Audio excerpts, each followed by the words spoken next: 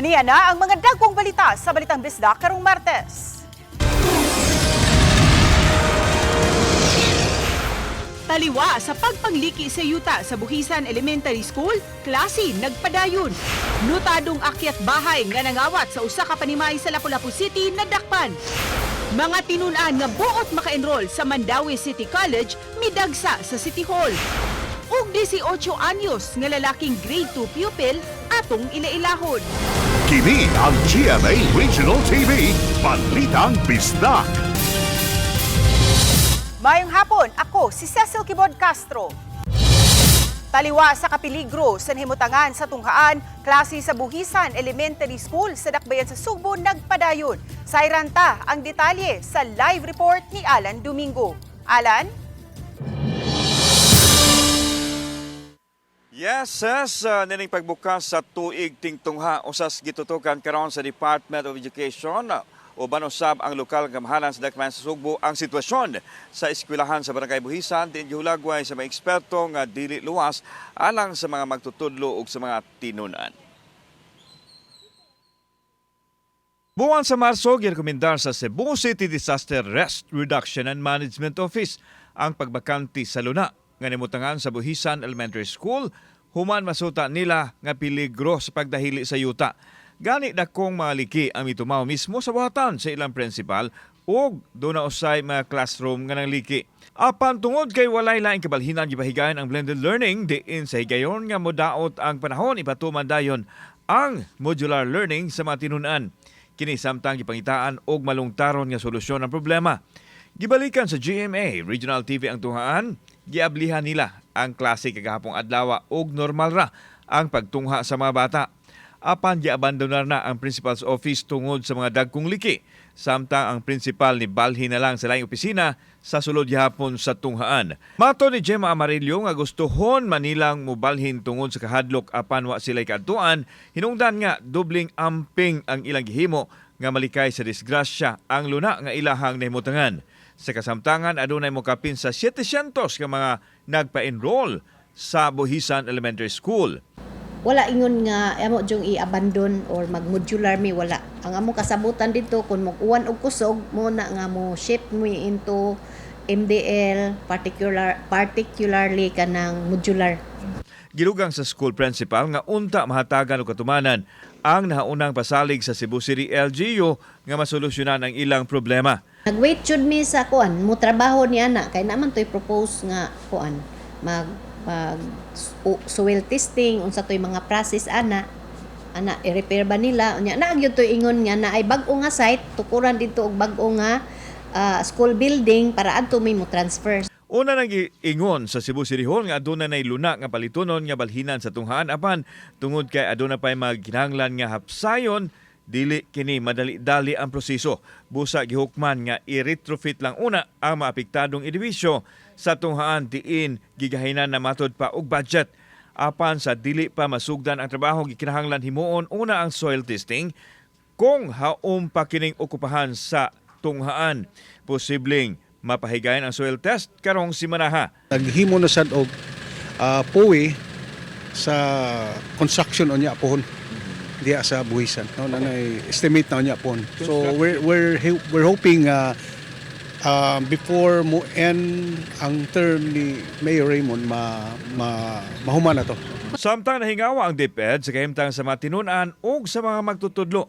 Makigalayon ang DepEd Regional Office sa Cebu City LGU alang sa hinanaling kasulbaran sa problema sa tunghaan sa Buhisan. I want also to see with myself with the mayor with the barangay captain and the school header ug unsa gyud ang namong mabuhat no. Sas karon lang hapon gibisita ni Dr. Salustiano Jimenez, ang direktor sa DepEd Regional Office 7 ang Buhisan Elementary School. Apan wa pa ta masayo doon sa resulta siyang ocular inspection apan sa giingunan niini nga pangitaan nilang solusyon uban ang lokal nga kamahanan sa Cebu City aron masiguro ang kaluwasan sa mga tinunan ug mga magtutudlo sa naasoyng eskwelahan. Ses. Dagang salamat, Alan Domingo.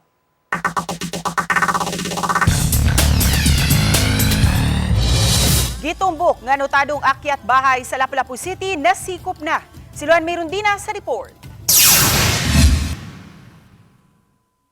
Sa viral video nga gipost sa netizen nga si Carl Buok, makita ang pagsulod niining usa ka kawatan sa ilang panimay sa barangay Bangkal niadtong Hunyo 10 sa alas 12:40 sa udto. Gitabunan sa naasong lalaki ang iyang uho gamit ang t-shirt apan wa matabuni ang iyang naong, busa klaro kaayo ang iyang hitsura nga nakuhaan sa CCTV sa gawa sa panimay sa biktima. Misulod ang sospek sa balay, agi sa kusina ug milahos sa sala. Base sa post sa biktima, nadagit sa suspitsado ang usa ka cellphone ug usa ka parisan sa school shoes. Ug niadtong Sabado, Hunyo 14, sa 1:30 sa kadlawon, nasikop ang 34 anyos nga si June Arnel Flores sa mga personnel sa Criminal Investigation and Detection Group Lapu-Lapu City didto sa Barangay Poblasyon. Kabahin sa mandate sa tuang direktor sa CADJ at the same time ang among RC og kaning gitawag sa bagong install na to nga si PNP nga dili magdugay ang mga tao nga maghimo og salaod nganhi sa tuang rehiyon. Ang suspitsado sa iyang bahin miangkon sa salaod. Matud niya, nagplano na unta siyang mutahan human nag-viral ang social media post. Apan kay nabalaka siya sa iyang seguridad, nagtakin siya og armas. Nangkon ko nga kuha ng sa pero nangayo ako magpasailo sa akong nabata nana. Andala ra ba sa akong kabadon ma. Gahapon, gipaubos na siya sa inquest proceedings sa kasong paghupot og armas nga way lisensya. Samtang mato ni Police Lieutenant Colonel Christian Torres, spokesperson sa Lapu-Lapu City Police Office, nga notadong akyat bahay ang suspitsado ug may mga kaso na usab kini sa Cordova ug ubang mga silingang lungsod. Ang biktima mipadayag hinuon og kaandam nga mopasaka usab og kaso apan gihikay pa niini ang mga dokumento nga gikinahanglan. Willing siya mo file kaya ang ihalang is dili na mausban og biktima kay bisa record daghan siya kaso na siya kaso sa Liluan, sa Mandawi ug ba manang notado na gini siya manang mas maayo di ini siya gagawa sa ta.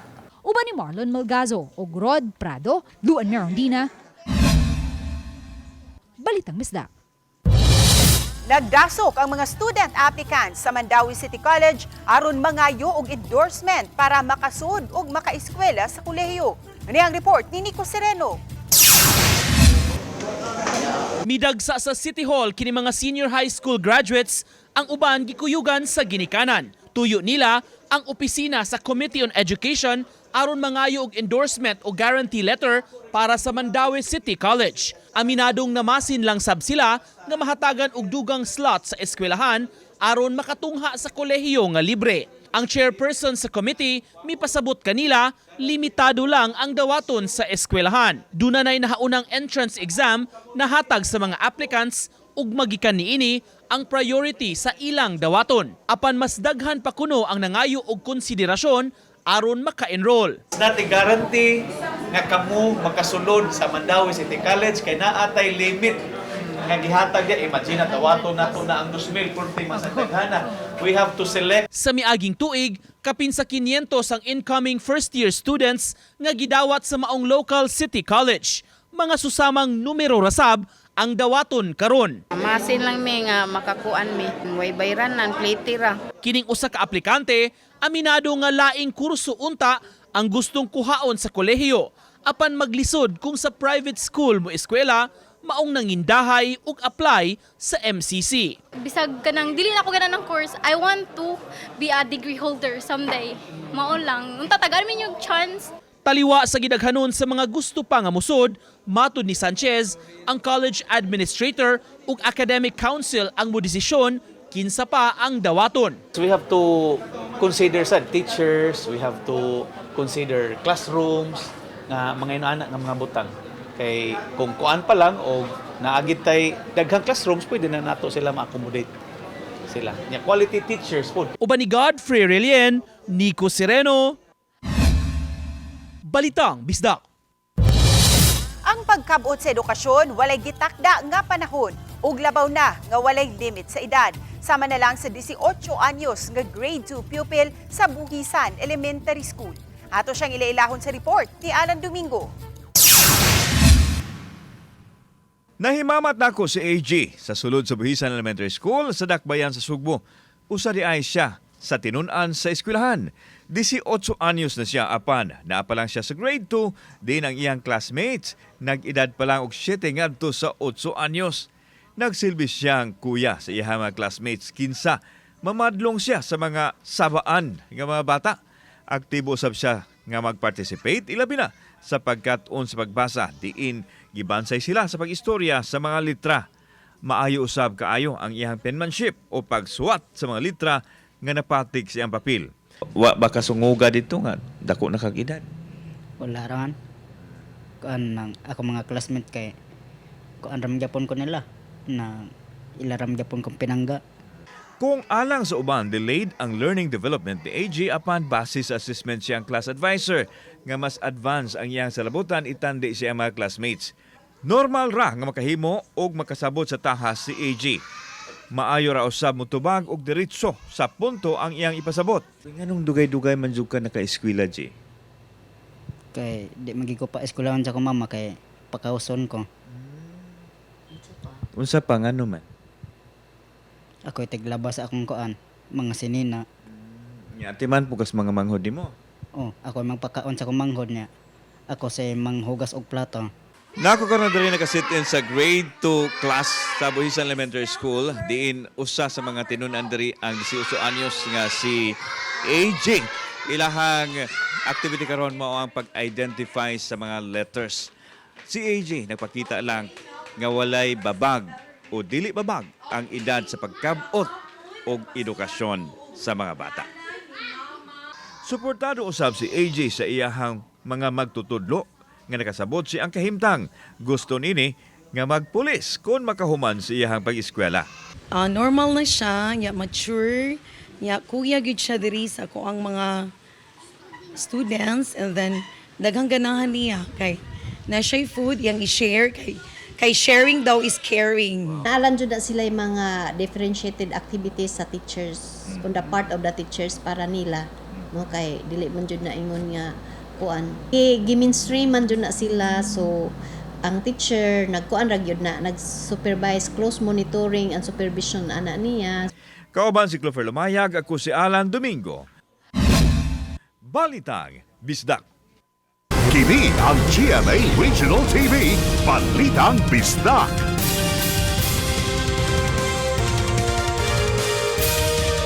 Kini ang GMA Regional TV, Balitang Bisdak. Nagmalampuson ang pagbukas sa klase sa mga pampublikong tungaan sa Central Visayas. Sayranta ang detalye sa report ni Alan Domingo. Malaumon si Dr. Salustiano Jimenez, DepEd 7 Regional Director, nga makabot nila ang ilang target enrollees karong tuiga nga 1.6 million. Sa pagkakaroon, 1.4 million na ang ilang natala nga nagpa-enroll sa mga tunghaan, samtang nagpadayon usab ang enrollment. Gipasabot ni Dr. Jimenez nga mahinungdanon kaayong masayran ng daan kung pila ang mga enrollees kay mausab kini ilang basihan sa pagkuha sa mga gikinahanglan sa mga tunghaan, lakip na ang mga magtutudlo. Kung magpa-enroll nga humana ang nagsugod ng klase, so there is a possibility nga ang kani nga mga enrollees dili ma-counted sa ato ang budget. Samtang ipahibaw sa DepEd official nga malampuson ang ilang pagbukas sa klase tungod usab sa kooperasyon sa tanang mga stakeholders. Lakip nini ang mga ginikanan, magtutudlo, tinun-an, uban usab sa suporta sa mga law enforcement agency nga naghatag kalawasan sa mga eskwelahan. So I'm so happy, and in fact I keep on praising God, no, that the first day yesterday was really very smooth and orderly ang atong pahigayon sa first day of classes. Admitido si Jimenez nga aduna gihapoy kakuwangan sa mga classrooms ug magtutudlo apan na pangitaan na kini og pamaagi nga mapasayon alang sa mga tinun-an. Lakip sa gihimo nila ang shifting of classes ug ang pag-adjust sa ratios sa mga classrooms kung gikinahanglan. Kauban si Clover Lumayag, ako si Alan Domingo. Balitang Bisdak. Naangol ang 7 ka mga turista nga sakay sa usa ka van human mibangga ang sakyanan sa barrier sa bridge ug sa kural sa usa ka establishmento sa barangay Nueva Caceres, lungsod sa Uslog. Sa pakisusi sa kapulisan, ang mga naangol mga turista, usa ka pamilya nga taga Las Piñas City ug kasamtangang namakasyon sa usa ka hotel sa Dakbayan sa Lapu-Lapu. Nasayran nga gikan sa Lapu-Lapu ang mga biktima ug padung sa tan-awan uslob alang sa whale watching. Dihang nahuman na sa whale watching, nakadesider sila nga mubalik na sa Lapu-Lapu City. Pasangil sa 38 anyos nga driver sa van nga sa pag-abot sa lugar nga nahitabuan, kalit lang siya nawadan og kontrol sa iyang pagmaneho. Usa sa gitanaw sa kapulisan nga posibleng kusog ang padagan sa driver o di bakaha nakatagpilaw. Daling gida sa tambalanan ang mga naangol, samtang nagtingkagol sa prisuhan ang driver sa van. 95 anyos nga lola sa Siquijor patay, pipila ka adlaw human matud pa gipaak sa mga buyog. Ang detalye sa report ni Luan Mayrondina. Matud sa paryente ni Lola Erinia Vidad, nangahoy matud pa kini niadtong Sabado sa buntag. Pagbalik sa ilang balay, mitugan kini nga gipaak siya sa mga buyog nga kuntawgon sa lokal nga pong mga tambubo, mga 25 metros gikan sa ilang lugar. Buot unta sa pamilya nga dadun og ipatan-aw si Lola Erinia apan nagdumili kini nga mapada sa hospital. Dayon ang iyang pikas mata, murag himburot pod. Dayon. Kamot, himburot. Dayon. Og siya palagi ko na napaakan jud siya tibuok. Gidugang sa apo nga namatay ang iyang apuhan niadtong Domingo. Matud pa sa pag-umangko ni Lola Erinia, gipainom pa nila og tambal ang iyang iyaan. Kainom na. Kung okay ra. Sus kay kuya pa naman tuli ay. Aron kalikayan nga adunay laing mapaaka na usab og mga buyog, plano sa pamilya nga muduol sa barangay aron magpatabang. Ligro na. Kay kanang uban mangungulap makaswito mo. Kuan hana. Sa laag. Wala na hinoy plano ang pamilya nga ipa-autopsy ang patayng lawas ni Lola Erinia aron unta masuta ang iyang gikamatyan. Uban ni Clans Gabutin, Luan Mayrondina, Balitang Bisdak. Kini ang GMA Regional TV, Balitang Bisdak.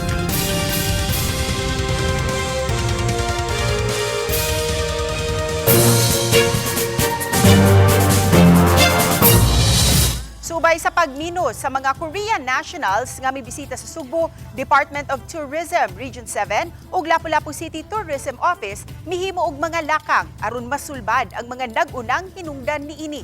Aniya ang Part 2 sa RTV Presents ni Luan Mayrondina. Tuyong mipatawag og tigom ang Department of Tourism Region 7 uban sa Lapu-Lapu City Tourism Office ug sa tanang mga tourism stakeholders sa Dakbayan. Ilang hisgutan ang safety issues nga nakaapekto sa turismo sa Lapu-Lapu City. Nakaabot sa uluhang buhatan sa Department of Tourism ang gihulagway nga mga scam-related incidents palibot sa usa ka dakong resort sa Barangay Maribago. Kini naglakip sa giingong mga hupo-hupo, pagpangayo og dagkong plitihan sa mga PUJ, tricycle drivers ug e-bike, pagpugos sa mga turista nga mohatag og tip, mga solicitations ug pagda sa mga turista ngadto sa mga tindahan nga gipaburot ang mga presyo. The Department of Tourism Region 7 will conduct a Filipino brand of service sa atong mga barangay officials ug tanod. So it is scheduled next month. We should have the same level of understanding unsaon nato na unta ang atong mga bisita maabi-abi sa katanan na destinasyon na sakto ang atong gihatag na impormasyon, sakto pod ang pagdala sa tanan. Samtang matud ni Lapu-Lapu City Tourism Officer Gary Lau nga mahulagway nga alarming ang hitabo apan gipangitaan kini og nga pamaagi sa Tourism Office nga masolusyonan. In one way or the other, yes, because makuhaan man gyud. Makuhaan man ang ato ang say tawag ni ini, makuhaan man ang ato ang gamay nga panginabuhian. But dili dapat tamuhunong or mas stagnant because of the declining current visitors or tourists that are coming here. Ang atong kagulan kung wa na gyud manganhi. Ning buwan na lang, gibisita sa mga opisyal sa Lapu-Lapu City Tourism Office ang China ug milagda og sisterhood agreement tali sa Cebu City sa Central Shandong Province. May gipada usab nga delegation ang Dakbayan sa Osaka World Exhibit sa nasod sa Japan. Matod ni Gary Lau, malaumon sila nga ang duha ka mga dagkong kalihukan makadani og dugang mga langyong turista gikan sa China ug Japan nga mobisita sa Lapu-Lapu City ug sa Sugbo. Susama usab ang panahom ni Mayor-elect Cindy Quintian. We hope that with the new ruling ron na visa-free ang India, so there will be muhulip, no? India na sad ang mo are, no? So it's really up to the national sad ug ilabang i-ease up ang mga visa requirements sa ubang nasod, no? Hinuon gipahibaw usab sa tourism officer sa Dakbayan nga nihimo usab sila og mga pocket meetings kun ginagmay-gagmay nga tigom uban sa mga hingtungdang sektor. Sama sa gilusad nga tigom niadtong Domingo sa mga opisyal sa Barangay Maribago, tali sa mga vendors ug mga tricycle drivers uban ang tourist police. Importante pod nga ang ato ang mga tourist pahibawon pod sila nga to be aware ba, no, by promoting the use of accredited our tour guides and our tour operators. Kay mulusad man ang DOT o turismo iwas scam.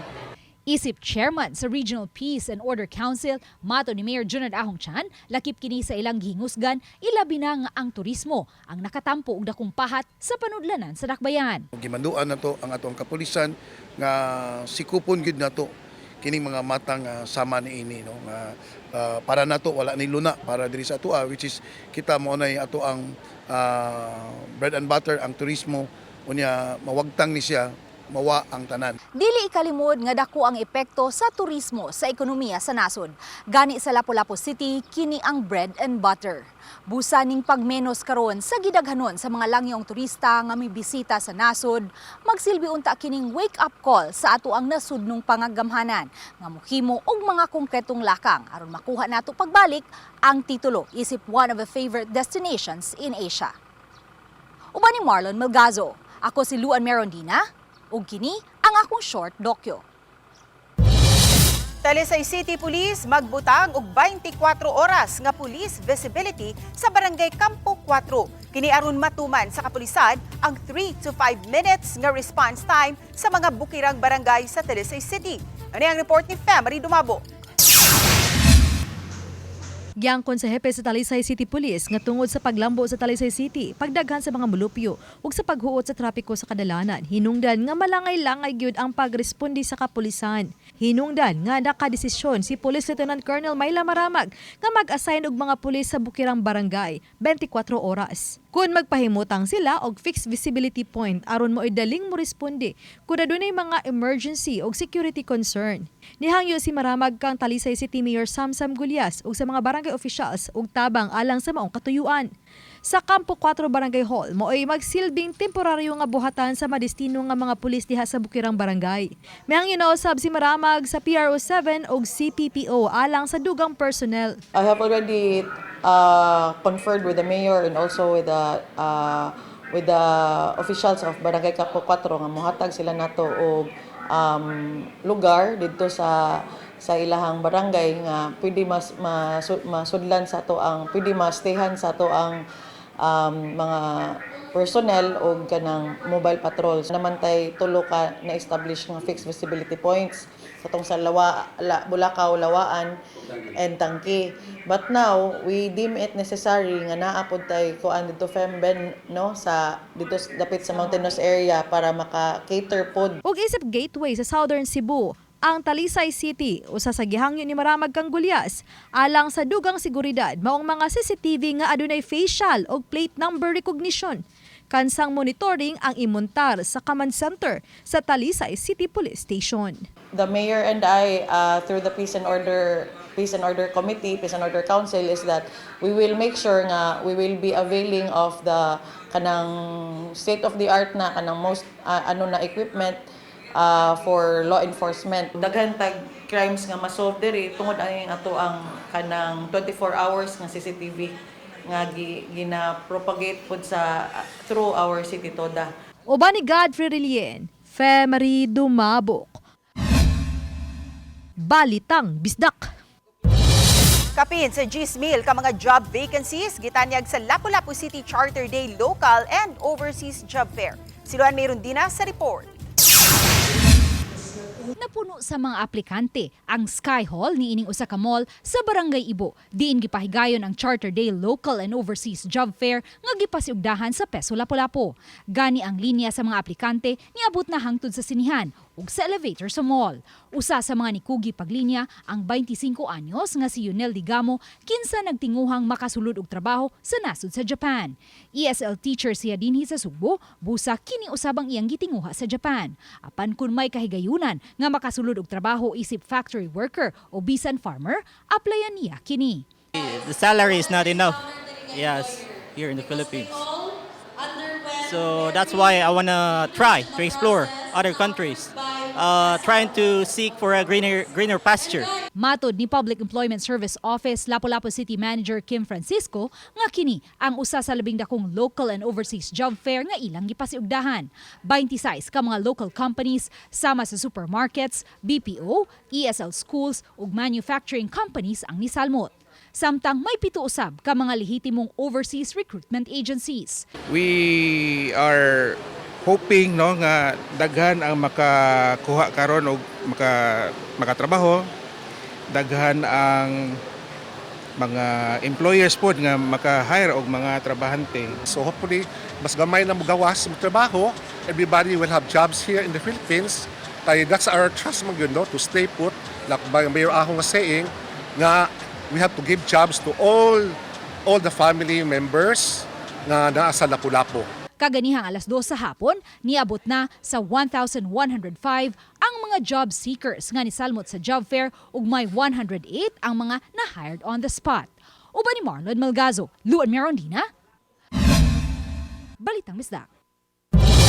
Usa ka dakong sawa ang nakit-an sud sa usa ka panimay sa Argao, Cebu. Matud sa Argao MDRRMO, gibana-banang anaa sa 12 ka tiil ang hitas-on niini. Sa video makita nga anaa sa bahin sa atop sa panimay ang dakong sawa nga hinay-hinay nga gidakop sa mga rescuer. Unang gipunterya ang baba sa sawa aron dili kini makapaak sa mga rescuer. Human malampusong napaatan ang baba sa sawa, hinay-hinay nga gisud og butanganan. Gisiguro sa mga rescuer nga dili masamaran ang sawa kay i-turn over nila kini sa DENR. Awhag sa Argao MDRRMO nga dili patyon kun dili kung adunay makit ang sawa, inaytawagon lang ang ilang buhatan aron ma-rescue. Avisala Encantadix, the long wait is finally over. Nasaksihan na kagabi ang pilot episode sa Encantadia Chronicles Sangre. Gipaila-ila si Rian Ramos, isip si Kera Mitena. Ang daw bayanihong buhat nga galuwas sa taga Miniyave. Human mapatay ang higante nga si Arsus. Usa sa dalit sa pilot episode kagabi ang panagna ni Cassiopeia nga gidala ni Solen Yusaf kabahin sa gikatakdang pagpatay kaniya. Daw nahimong pasidaan kini sa managsuod nga sila si Sangre Perena, Alena ug Danaya nga gidala nila ni Glyza de Castro, Gabby Garcia ug Sanya Lopez. Tungod niini, ilang gibansay ang ilang mga anak. Angayan lang nga atangan ang mamahimong kapalaran sa bagong Encantadia karong 8:00 sa gabi sa GMA Prime pagkahuman sa 24 oras.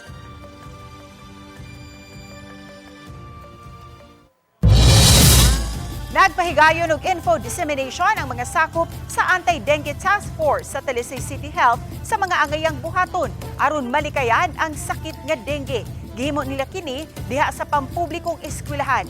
Dunga na usab sa katapusang adlaw sa Brigada Eskwela. Usa sa ilang naduaw ang Buhon Elementary School. Gihisgutan ang paglimpyo sa mga napundong tubig ug ang kanunay pagpanglimpyo sa palibot. Lakip usab sa gihisgutan ang mga angayang buhaton kung adunay makasinati sa mga sintomas sa sakit nga dengue.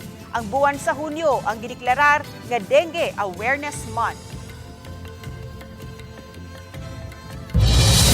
Mga kapuso, apil na sa nagpadayon nga proof of purchase promo sa GMA. Ang Kapuso Big Time Panalo Season 3.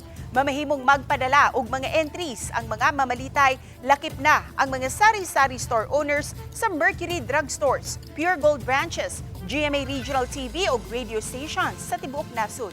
Kapin sa 11 million pesos ang ipanghatag, lakip na ang 7 ka mga maswerteng mananaog sa 1 million pesos. Mga kapuso, magbantay sa fake news, fake Facebook accounts ug scam text. Tutok lang si GMA ug i-follow ang GMA Promos Facebook sa kompletong detalye. Kami ang GMA Regional TV Balitang Bisdak. Kinatibukang puwersa alang sa mas dakong misyon ug mas halapad nga pag-alagad sa nasod. Mayong hapon mga kapuso.